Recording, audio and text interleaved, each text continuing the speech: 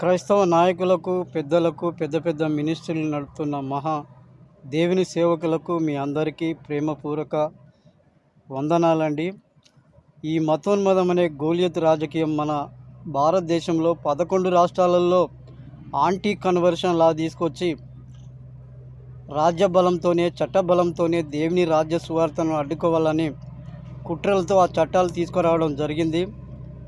మరి ఆ రోజు దావీదు ఏ విధంగానైతే గోలియతును మట్టి కర్పించాడో, ఈరోజు కూడా మనం అందరము దేవుని శక్తితో, ఆయన జ్ఞానంతో, ఆయన ఆత్మబలంతో మనము ఈ మనువాద మతవాద గోలియతును మనము తిప్పికొట్టాలి, న్యాయపరమైన పోరాటం చేయాలి.